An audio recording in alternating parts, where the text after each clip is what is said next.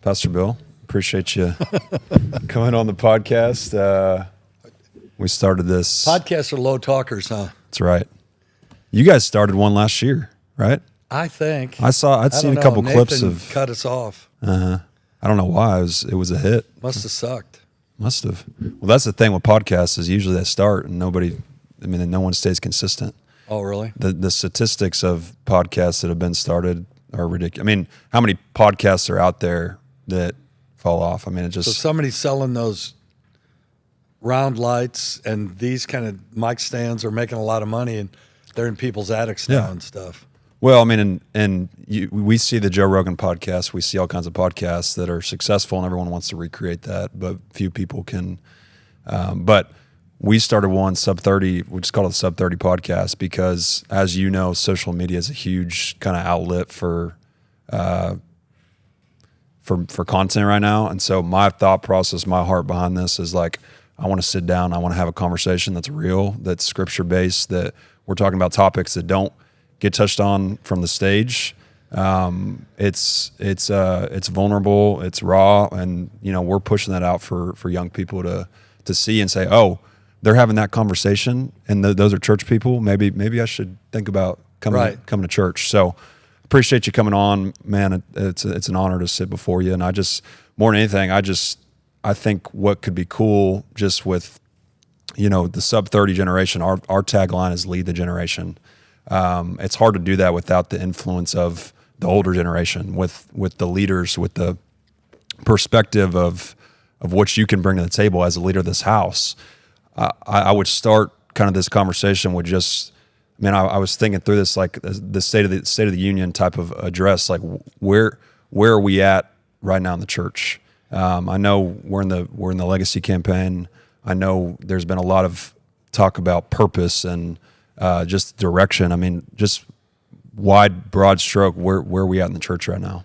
Well, it's funny because the whole 100-year church concept, 4 generations, there are generations that we can see that have no idea who I am. Mm. I mean, it's funny. It's like there are 2 or 3 generations from now that are going to be utilizing the property that we're expanding and building that'll have no idea who I am. Mm. And I think that's pretty cool. I do. I mean, and when you look at it, the state of the church is, to me, there's so many things that are triggers in my life and my ministry, if you will, too, that, like people talking about the timing of God and people talking, and they can't really back that up in the Word. Like I'm believing God for this, and it's like something out in the future where it's like, wait, why don't you build your life to go get it? Mm-hmm. And what a lot of that requires for people, though, is the wilderness. When you look at the wilderness that Jesus, that Paul, that Moses, those were periods in their life that developed them and prepared them for what was in front of them. Mm-hmm. And becomes the will of God, but we see it as negative where it's like, wait a second, what if the whole SUB30 experience is a wilderness? Mm. It's that time of life where it's like, wait, yeah, this isn't going to be I'm preparing for the best time in my life, for when I get married, for when I have kids, for when I'm a decision maker in my home and in the church, in our community. See, that's what I want to build. I want to build, and I think it's hard because it's like what you're saying, your lead in to this podcast was more powerful than anything I'm going to say. Mm. Because it's relevant. Mm-hmm. Because the Bible talks about the children of Issachar who understand the times, to direct Israel where to go, to direct Israel where to fight. The fights I want to fight, I don't know that there's still people there. Mm. When you think about the podcast world, you think about the internet. When I think about artificial intelligence, my generation's scared of it. My generation's like, wait, it's going to try to be God. Wait, every bit of intelligence in the world tries to be God, but it never can be. And when I look at it, I'm thinking, wait a second, I'm filled with the Holy Spirit. So the promise of my life is he's going to remind me of everything Jesus said. He's going to show me things I didn't know. He's going to lead and guide me in all truth. It's like AI can't do that. So when you look at it, when it just wants to be a form of godliness without the power. Yeah. It wants to be a type of the Holy Spirit without God. Well, I don't sweat that. Yeah. But we get all worked up. And I think that the church you're going to build is going to be phenomenal, because all we've tried to do for over 30 years is build a foundation. It's just foundational church, foundational doctrine.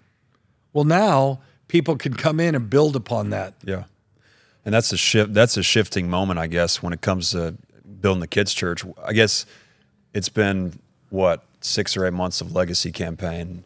At what point did that kind of realization or revelation of legacy of, okay, this church is going to exist past? I mean, that's a humbling stance to take, to say, okay, I'm now with the thought in mind of generations of the future that may not even know who I am. At what point? I mean, was that a revelation for you? Was that? I mean, when did that kind of? Well, here's when it hit me. My name was on the mortgage. Well, there's no mortgage now. So my name's not on anything. I mean, where's my name? Right. Well, that is a liberating revelation. Yeah. And when I think about it, I think, the world's going to build to end-of-life care and sickness care. And, well, let's build the beginning of life care and health care. The world's not offering health care. Life insurance isn't life insurance, it's death insurance. Right. But they can't sell death insurance. So here's what I see in you, and it's that you were buying in. Well, you're bought in now. You're not selling, you're sold. There's going to be nothing the devil can do to get you off the stand that you've taken. Well, that's a liberating place to be. It is. And you look at it that he's the prince and the power of the world. He's the deceiver. He's the liar. Well, wait a second. Once we know the truth, I can't be deceived. So I'm going to cling to truth. And then with each step, it's spirit and truth, spirit and truth. Well, as long as I'm staying in the Word, as long as the Word's the guiding light of my life. What's so hard about that simple truth? I mean, because I've had that revelation. You said, like you just said, I've taken a stand, and it's like now that I'm on the inside, I'm like, how is this not an easier concept for people to grasp? What you hit the nail on the head. You got to get on the inside.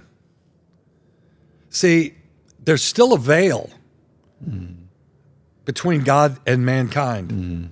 There's just a tear in it. So that the veil's been ripped. Once you get on the God side of that veil, you're in. And it's like, oh, wait a minute. There's healing in my hands. There's salvation on my lips. I'm in control now. See, that's what God does. When you're on the man side of the veil, you're not in control. You get on the God side of the veil, you're in control. And does that take, the level of buy-in that I now have in the church, does it take that level of buy-in to truly be, because I remember one of the services that you finished your sermon with the last couple of weeks was, are you in? Yeah. Like, are you, like, and that, I'm thinking about how I would have thought about that ending before I started the internship or before I was as invested as I am now. It's like, how are people perceiving that? I perceive that a much different way now, but it's like, man, how do we get people to understand? And it's like, I guess there's just the roadblocks or the obstacles that keep that. It's like, what are they trying to communicate? Why do they need me? It's a different mindset. And I guess that's just the enemy's tactics to try and derail what the will of God is for people in the church, because I truly believe, and I've reiterated the same thing on this podcast over and over again, is that each one of us have a duty as a believer, as a part of the body of Christ. I'm starting now that I'm in the church and serving and plugged in. My duty and my purpose is coming to the surface, but it wouldn't be if I weren't as invested as I am. And so, how can we get people to realize how crucial their responsibility and their duty within the body is? I mean, it's everything. Like me being here is just as important as the next guy being here. Right. So it's like, man, how do we truly get people to grasp that? Well, by design, it's a narrow gate. So people have got to squeeze through it. And I'm still squeezing.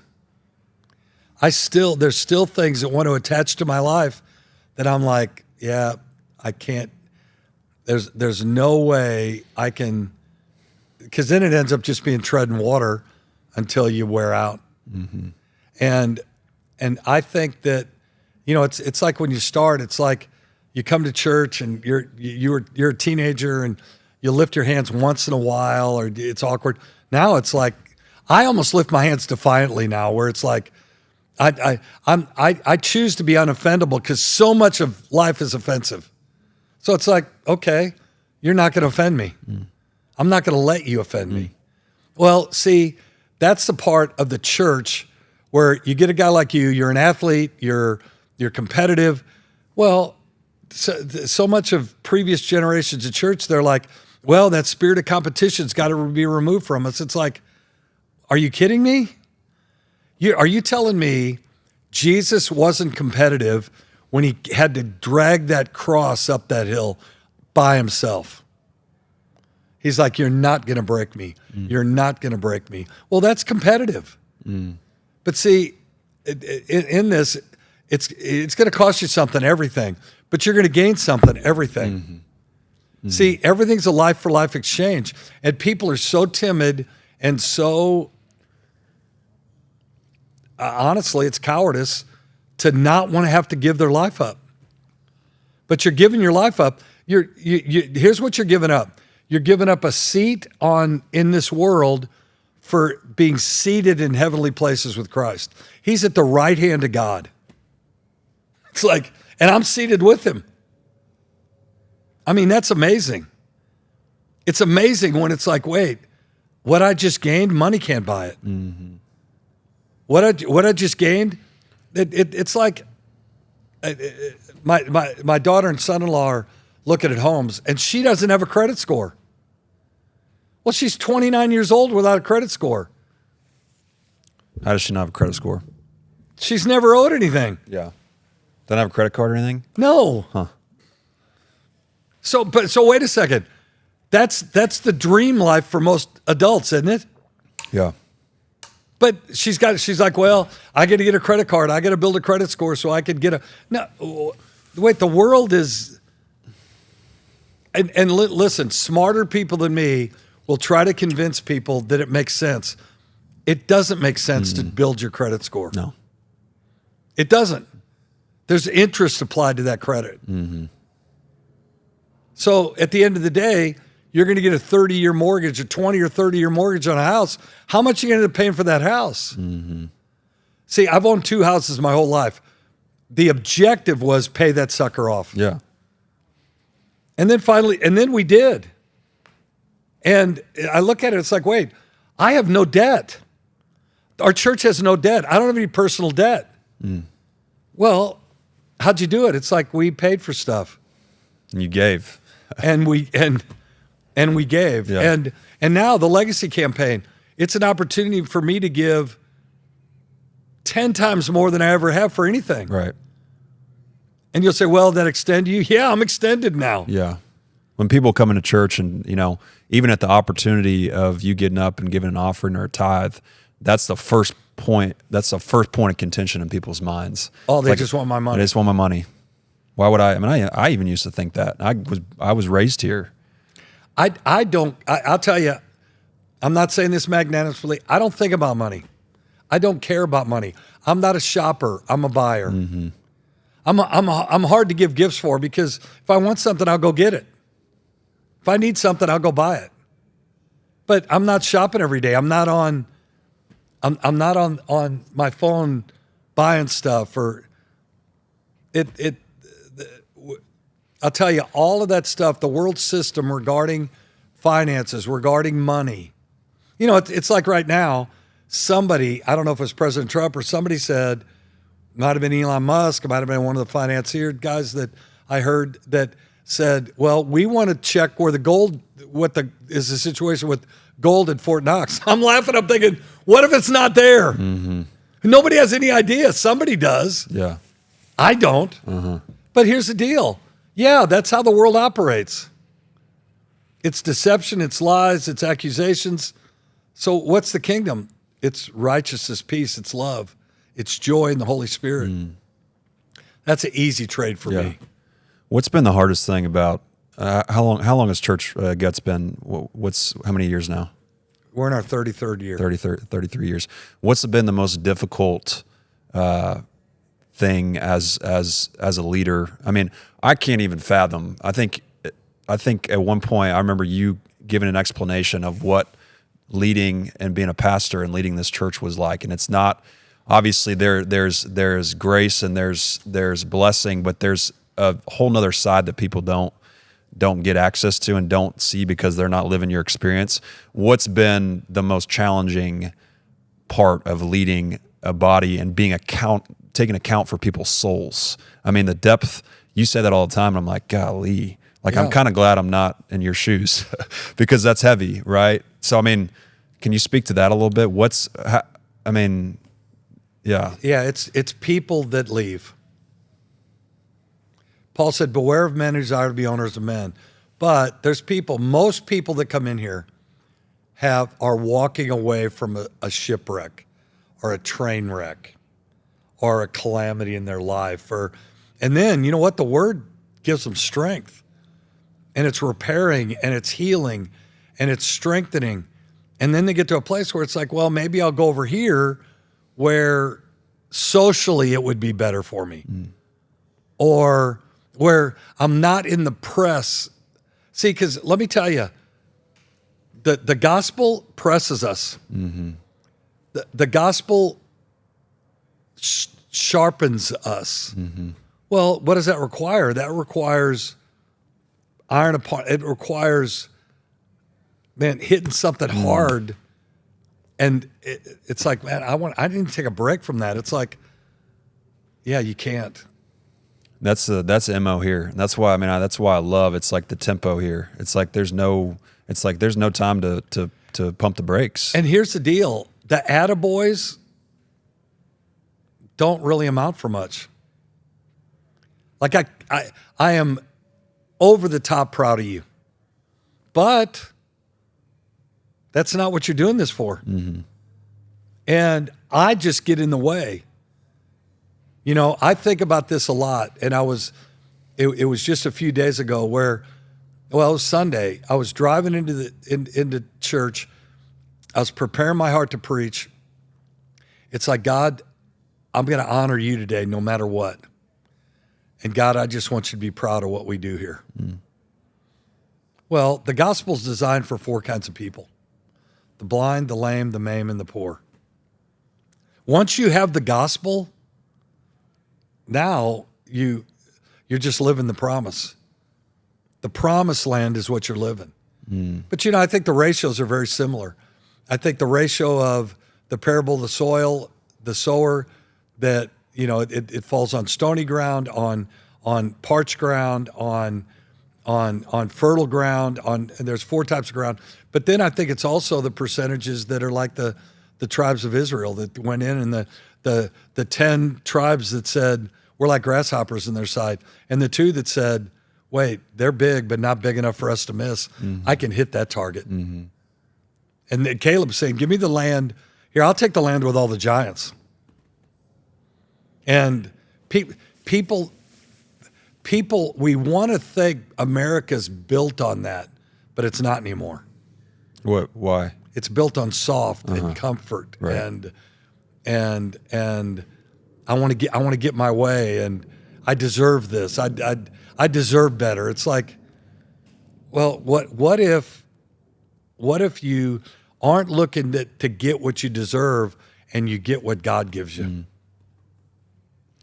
Where is that mentality that America now has? Where does that spawn from? You always talk about America's going to be heading in the direction that the church is. So is it the church has dropped the ball? Well, guys like Rogan, you referred to him early. He's got a toughness to him. Mm-hmm.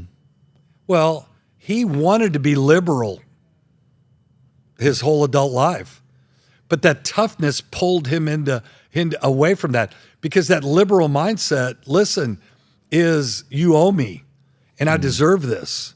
And I need reparations for things that happened to generations before me. It's like, I was raised poor. I didn't have a bunch of privilege in my life. I have privilege now because I'm a believer, because I'm in God's kingdom. Mm-hmm. It's like, wait a second, I can't get away from it. Yeah, I have an advantage. Man, God's given me His Holy Spirit to live on the inside, to function in me. Mm-hmm. But America doesn't see things like that anymore. Is that the church's fault? Probably. Church got too pretty. Church got soft.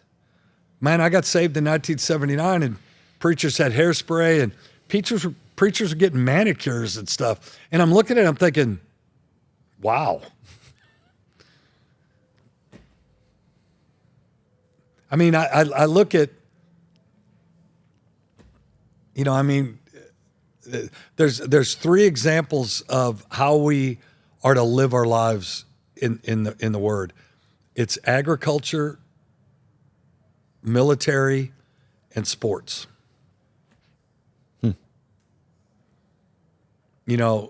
Run this race as one who wins.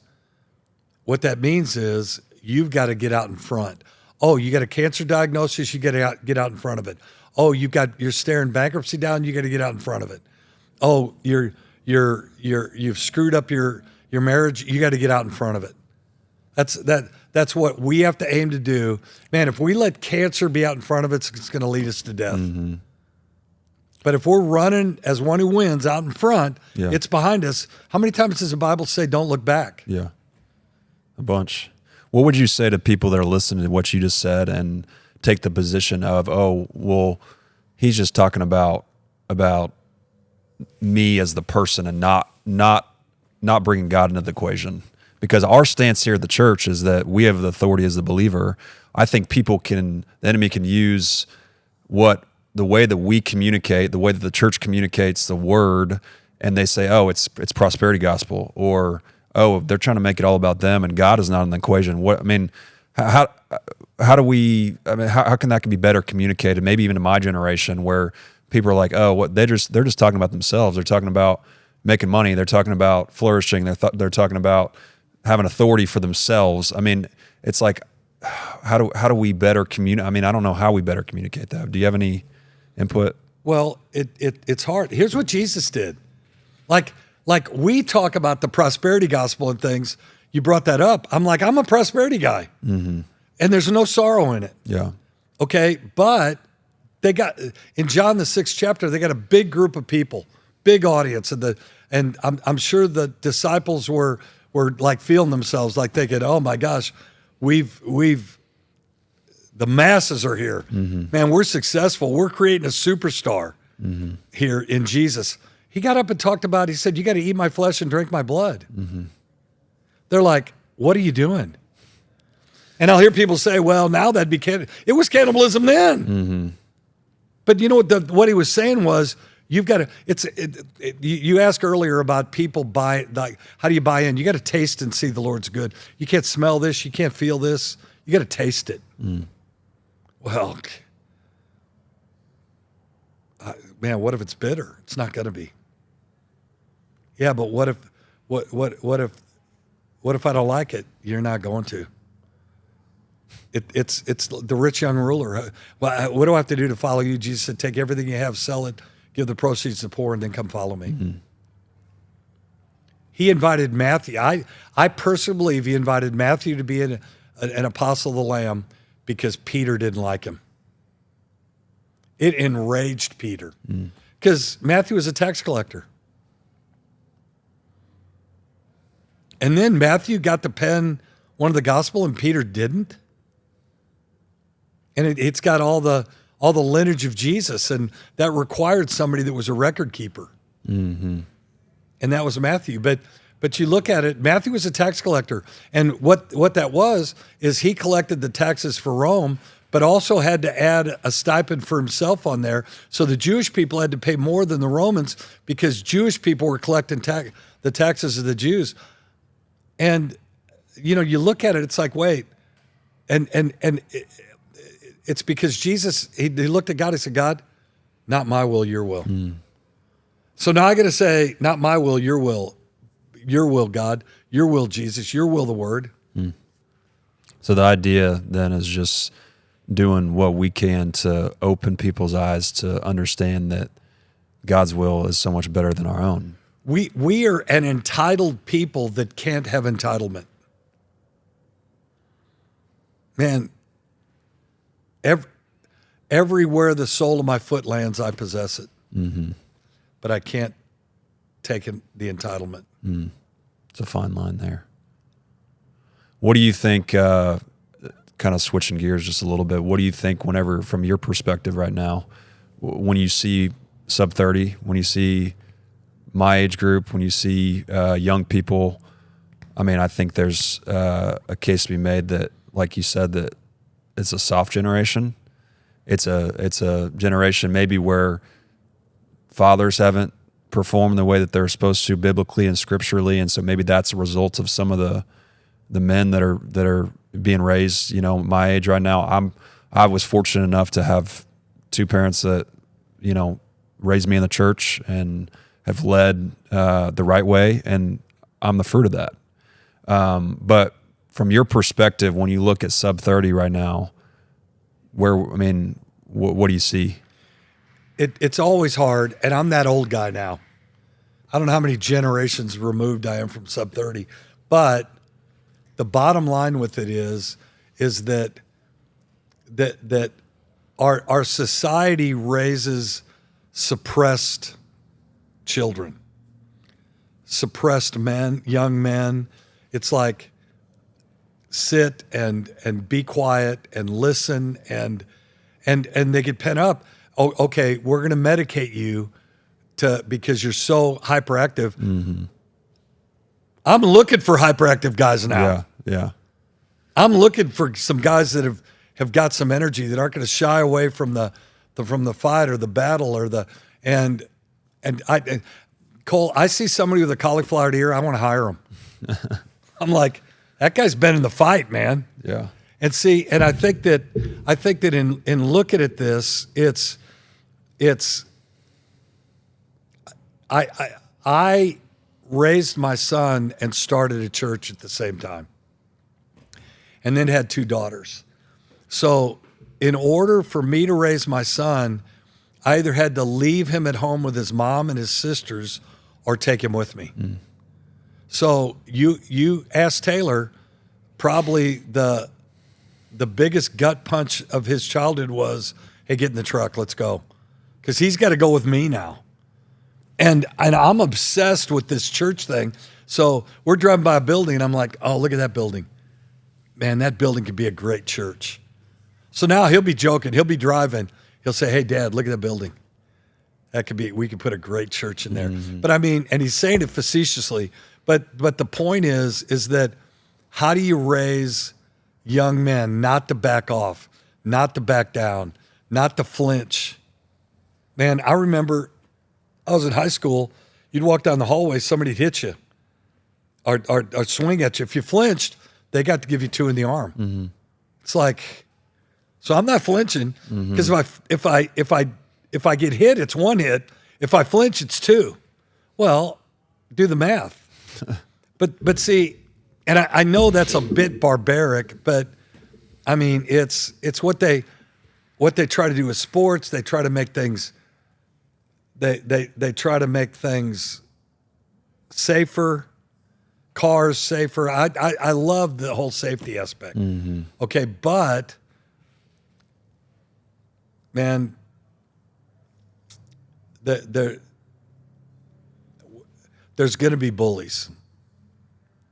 I think fathers have to teach their sons how to handle bullies. What do? You don't back down. Ever. You don't flinch. You don't blink. You don't cower. You don't let a bully. Why? A bully uses fear. Well, fear's the killer.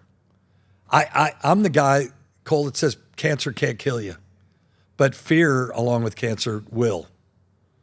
But too many people have beaten cancer. Too many people have survived it. It's like, I'm not surviving anything. I'm beating it.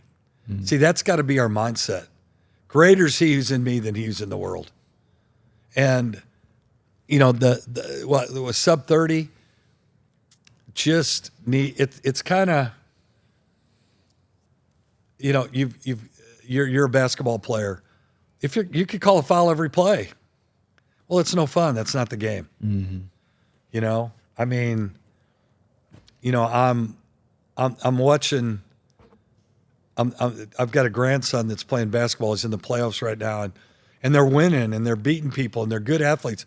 But there's a traveling double dribble something every play.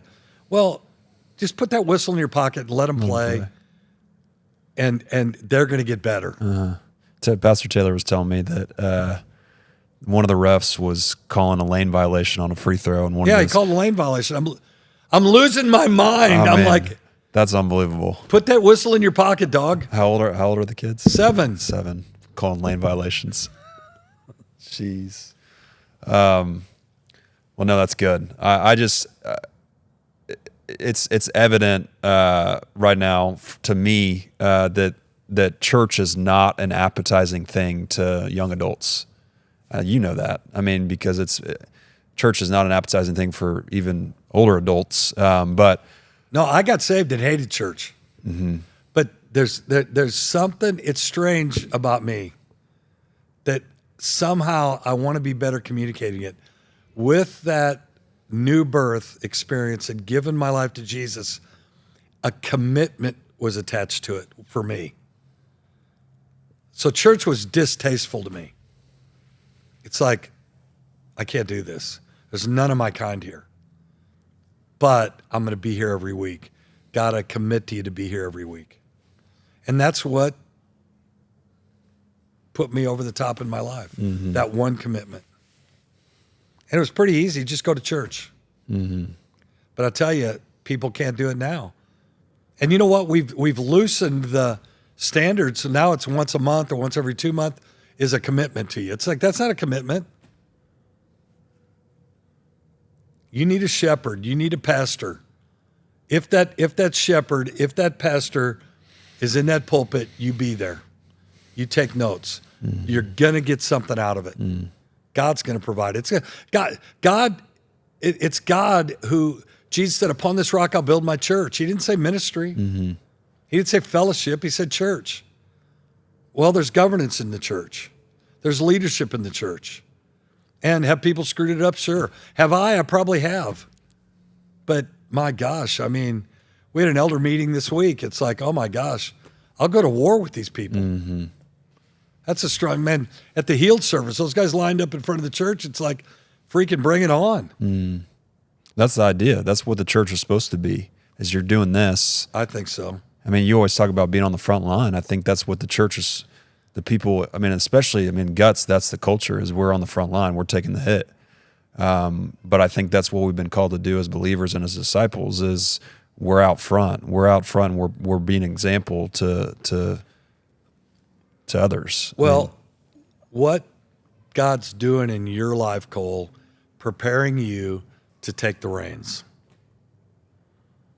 Where it's like, wait, I planned on law school or selling real estate or making million. Wait, the reins fit my hands. I know how to break a horse. I know how to ride a horse. I know how to, but God's preparing you to take the reins.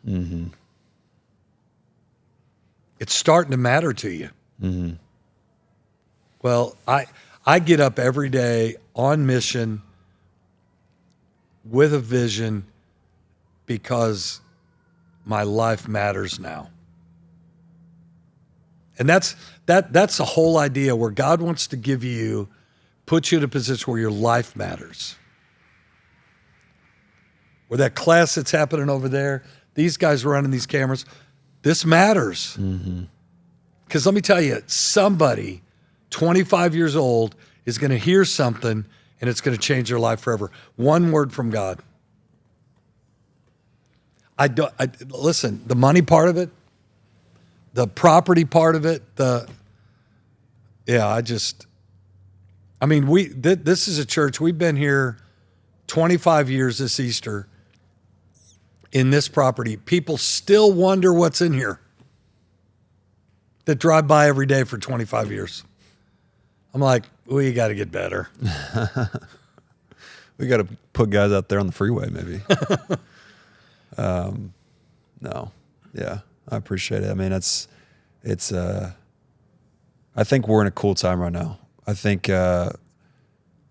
At least the season of life that I feel like I'm in is a building season. I think that's a perfect parallel with the church right now. It's like, man, it feels like, with politics and the new president, and just it feels like there is a dynamic. There's a shift that's happening right now. Speaking on just kind of the idea of revival, I sat down and had coffee with somebody a couple weeks ago, and he was talking about. He gave me 4 separate examples of when revival was sparked in generations, and each time it was somebody in their 20s that sparked the revival. Revival is not something that you can just create on your own. It's something that is God breathed. It's a fire that's lit, that is then, it's all consuming. There's revival is kind of a buzzword in our generation, and I think a lot of people try to facilitate that with doing it the wrong way. What does revival mean? How do we position ourselves as a generation to be a conduit for revival? What does that look like in the church? I mean, what do you kind of think of whenever? Just the simplest form, how I think about it, is opening up leadership in the kingdom to a new generation. That's revival. And that's what SUB30 is. Like, yeah, it's a college-age church. It's a young adult church. It's single people come go to church. We could, people under 30 that are, see, how I look at it, life starts at 18. In your 20s is your educational time. In your 30s is your development time. In your 40s is that development becoming your wealth producing time. In your 50s and 60s, you're producing wealth.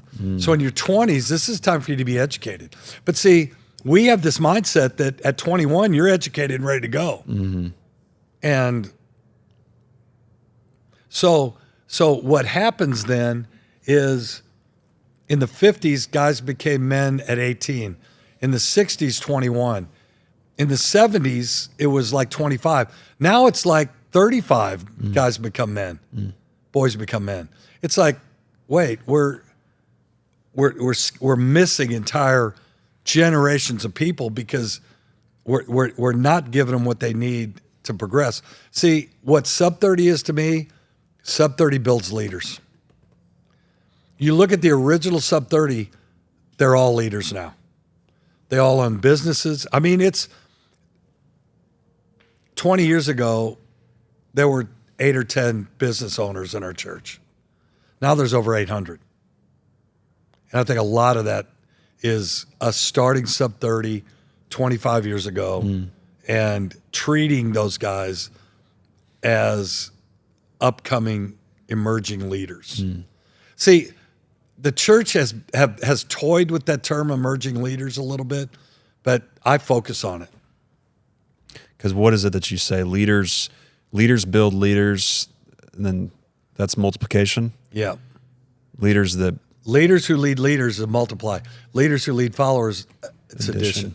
Right. Multiplication is the way of the kingdom. And that's the kingdom. Yeah. So we're just where it's like, wait a second. Man, if we start multiplying, we take over. And I'm telling you, the world's looking for us to be the multipliers. Because everything in the world, it's all sleight of hand. Well, the church kind of plays that a little bit too. We need to do it like this. How much of this do you want? What's on your heart? What do you see? What are you thinking? I'm telling you, I'm not asking guys. I'm 67. I'm not asking guys in my eyes what they're thinking, what they're seeing. What do you see? Oh my gosh, they're eating. I went to breakfast with guys that they're ordering freaking oatmeal. I'm like, okay. Hey, I love oatmeal. That's funny. You're an old soul though too. A little bit. That's good. I know we don't ever engage really in the conversation of what the end times. I mean, the word says that no man knows the day or hour. Certainly over the course of the last 5 or 10 years, there's been some pretty weird crap going on. I feel like things are being accelerated. You were talking about how quickly boys become men. I feel like for myself and my spirit over the last couple years, I feel like for our generation, leaders are being equipped quicker. I feel like there is wisdom and knowledge that is coming on younger people quicker because that's the time that we're in. We need to. It's like that tempo that I was talking about. It's like we don't have time now for 20 years of development. That development has to happen quick. Do you kind of sense that in your spirit a little bit? Yes. Just about. I mean, it's like there's no time to. I got saved and went to Bible school. Like, got saved 2 weeks later. I'm sitting in class, like, trying to find something in the Bible that they're talking about, and I'm flipping the pages trying to find it. Well, a guy told me, he said, "You were never a baby Christian." I mean, I went from being born again to being developed in ministry in 2 weeks. And it worked. Because I had a sports background. I grew up with guys that had agricultural backgrounds. I was around veterans that had military backgrounds. And so essentially, I was surrounded with tough people.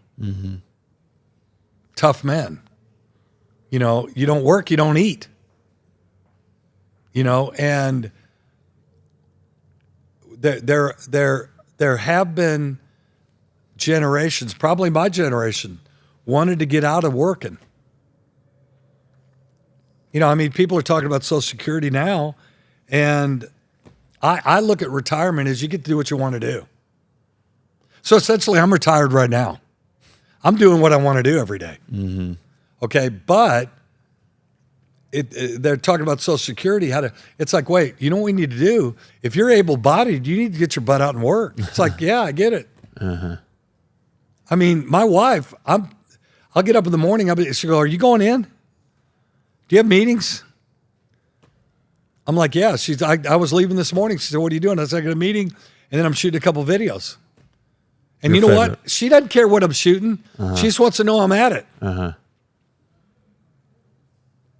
And that you don't work, you don't eat.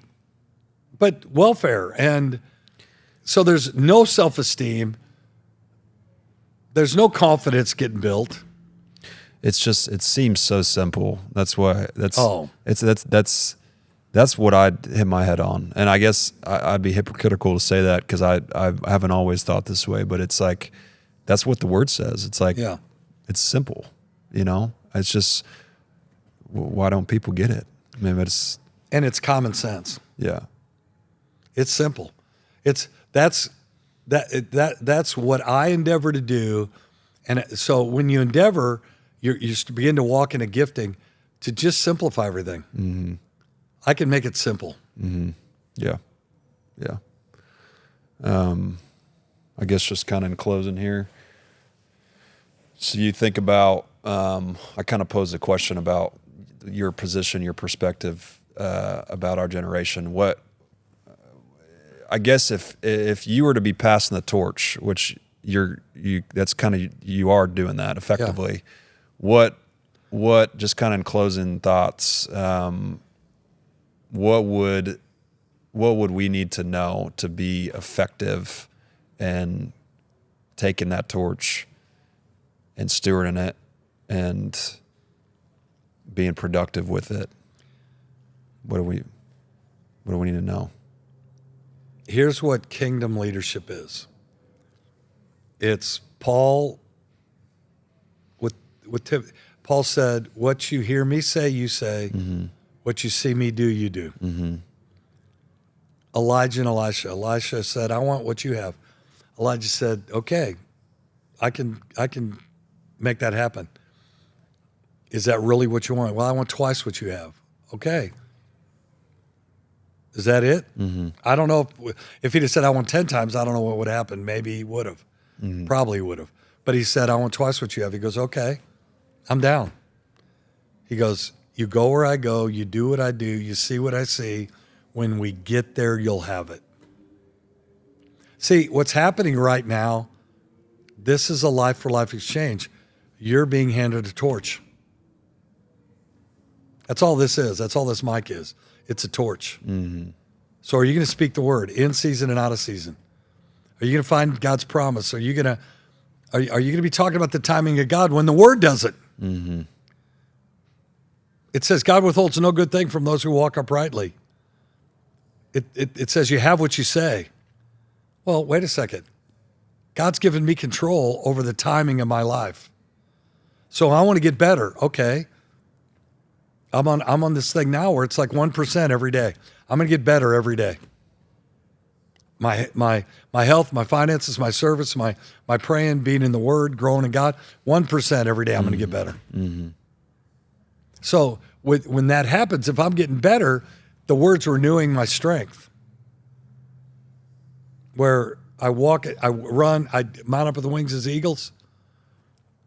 Well, there's not an expiration on that. Mm-hmm. So now I don't die. I go from life to life. See, that's all conceptual to us. That's not reality to us. It's like we're mourning people's deaths. It's like, I don't think they are. You know what I'm saying? Yeah. So I've married the right person. I'm going to fulfill God's purpose. It's a great life. That's it. Appreciate you coming on. Thanks for having me. Yeah. Carry the torch. Will do.